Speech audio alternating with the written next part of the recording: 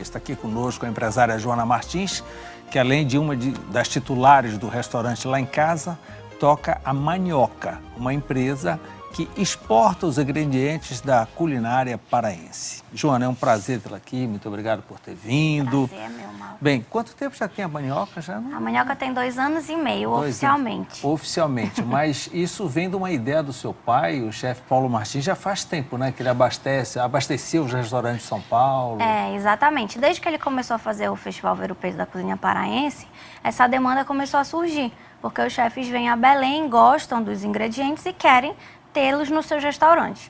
E ele passou a fazer isso como um favor. E o detalhe da nossa culinária é que o nosso ingrediente só tem aqui mesmo, né? Exatamente. E aí ele começou a fazer isso como favor, porque nessa época ainda não tinham muitos produtores profissionalizados para atender essa demanda de enviar para o aeroporto, fazer todo esse tipo de acompanhamento. E isso era feito dentro do Lá em Casa, né? Começou a crescer.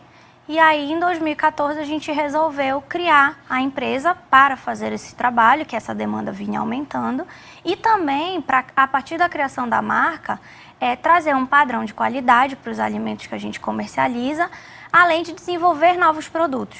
E você conseguiu também algumas liberações, né? Você conseguiu, qual é carimbar, é CIFA o nome? Na verdade, hoje a gente trabalha com o CIE, que é o selo de inspeção estadual, né? CIE.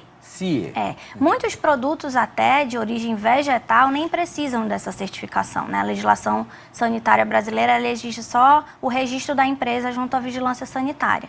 E eu acredito que o que a gente começou foi justamente mostrar para o próprio mercado local que existe um grande potencial e uma grande demanda nesses produtos, né? Então, os restaurantes de São Paulo que você está abastecendo, ele já recebe o tucupi, o jambu, a maniva da maniçoba, o camarão. A maniva ainda não vai muito. Ainda está muito mais em Belém. Complicado, é mais complicado, né? Mas a gente está trabalhando para desenvolver. O visual atrapalha um pouquinho, né? Mas o sabor é tão bom que eu acho que é uma Se questão você de vencer o passar preconceito. com arroz de maniçoba, talvez, né, seja mais fácil de... E aí são as polpas de fruta, as próprias frutas in natura, chamam muito a atenção, os temperos, né? Hoje o cumaru, por exemplo, tem uma saída muito grande, a priprioca também.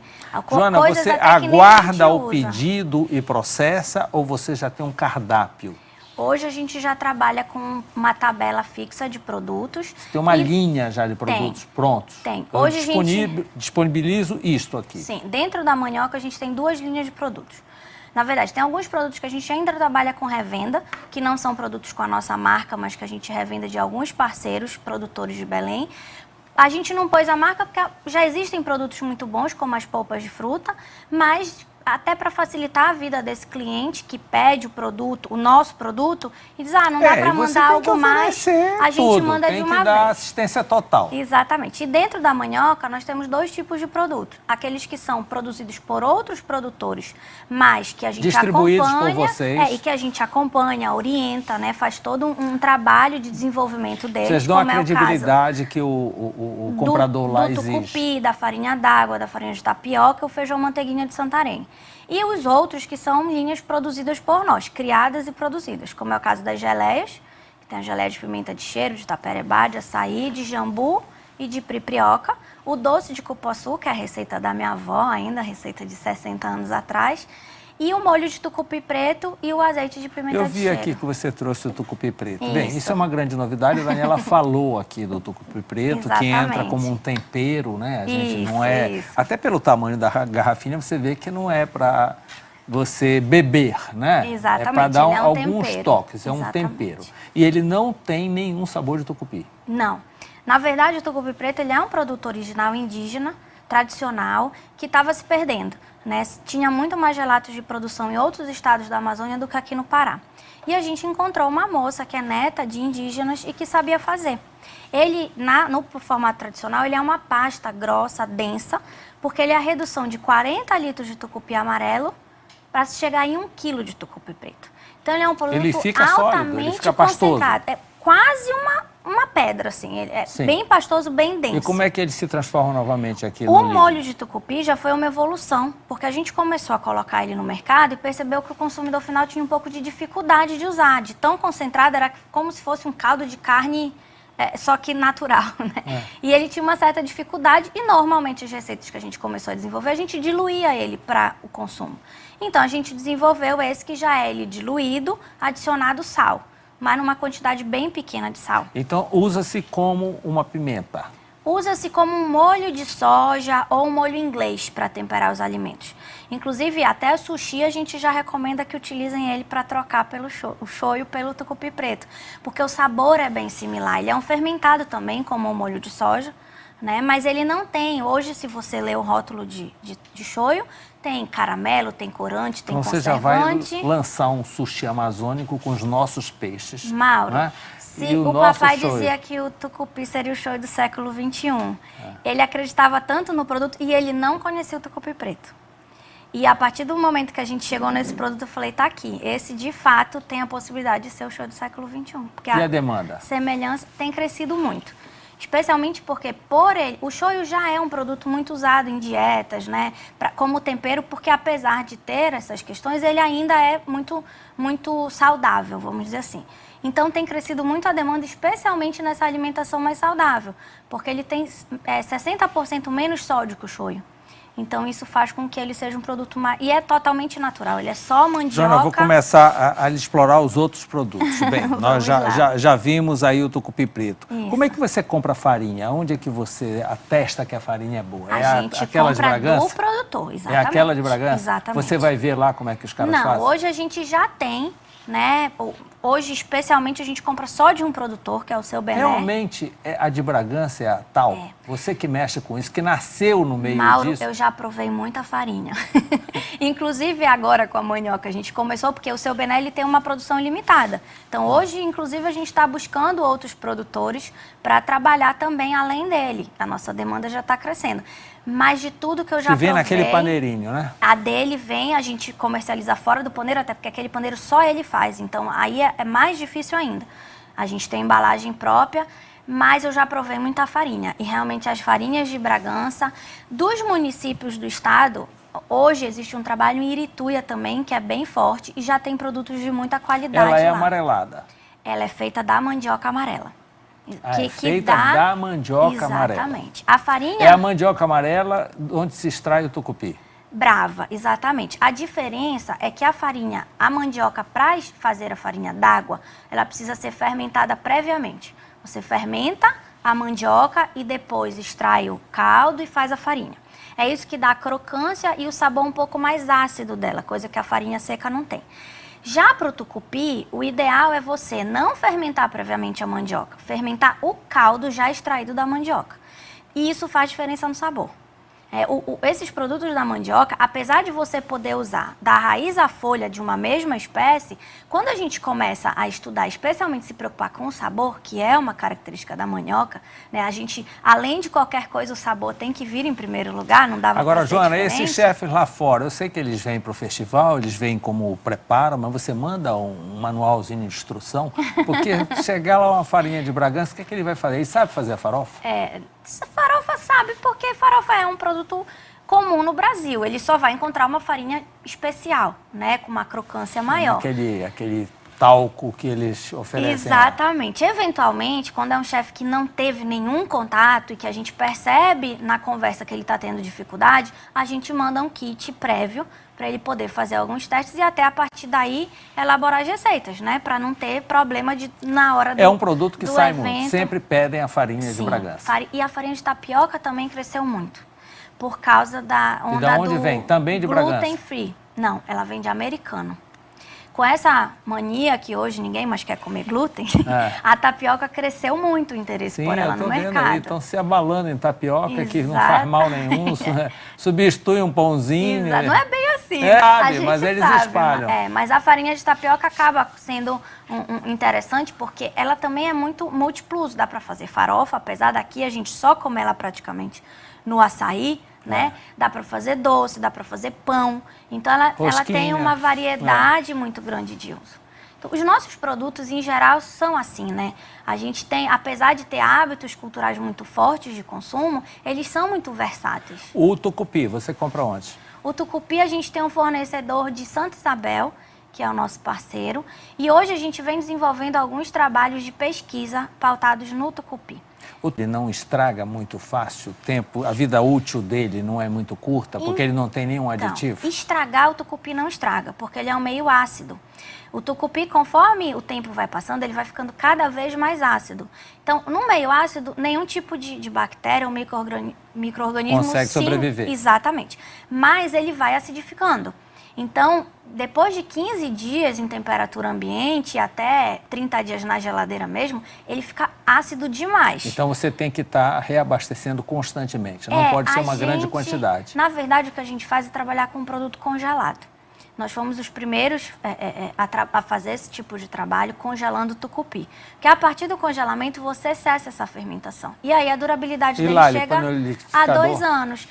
Ou deixa descongelar na temperatura ambiente. E ele vai ser esquentado de qualquer forma, né? Muitas pessoas fora de Belém... Mas não perde nada da propriedade, do sabor, nada? Não. Fica com até mantido. 1 ano de validade ele fica com sabor perfeito. Jambu, quem lhe abastece? Jambu é um fornecedor de Santa Isabel também. Aquela região de Santa Isabel, Castanhal, São Francisco do Pará, sim, a maior parte da produção vem dali, né? Também é de lá, é um produtor que ele ainda não é orgânico, a gente tem estimulado ele a desenvolver o trabalho orgânico. Já põe um aditivozinho lá para matar as baratinhas. Infelizmente, essa cultura é muito arraigada, né? Mas a gente tem conversado e até os próprios agrônomos hoje no estado estão começando a entender, né, que dá para produzir sem os aditivos. Você manda peixes? Não, peixes não, porque a gente só trabalha com produtos legais. E a comercialização de peixes, nós não temos indústrias locais que tenham o selo de inspeção, porque aí do peixe as exigências são muito maiores, o selo de inspeção federal. Mas você não está pensando nisso, em filetar, conseguir esse carimbo? Poxa, seria um... Eu te confesso assim, que a legislação, tudo no Brasil é muito difícil para quem quer empreender, né? Como é que eles compram aquele pirarucu? Tudo é tudo de cativeiro? De cativeiro, exatamente. Tudo com gosto de ração. As indústrias de pesca aqui não trabalham nem com pirarucu, nem com tambaqui, nem com filhote. O filhote, nossa, a demanda com certeza é gigante. A gente, praticamente todo o nosso cliente... Eles pedem muito. Se tivesse filhote, compraria. A gente tem conversado com algumas indústrias de pesca aqui, estimulado, mas a gente sabe que esses... E muitas vezes é porque as pessoas não acreditam de fato, né? Eu percebo isso, a gente fala... Porque assim, eu acho que pra gente já não é mais uma questão de acreditar, é certo, né? Desde a vovó ao papai... E camarão, você manda? Não, camarão hoje já tem. As indústrias locais já têm um acesso muito grande ao mercado brasileiro. Aquele camarão seco que usa camarão no tacacá, rosa, o camarão né? rosa. O seco ainda é muito artesanal a produção dele também.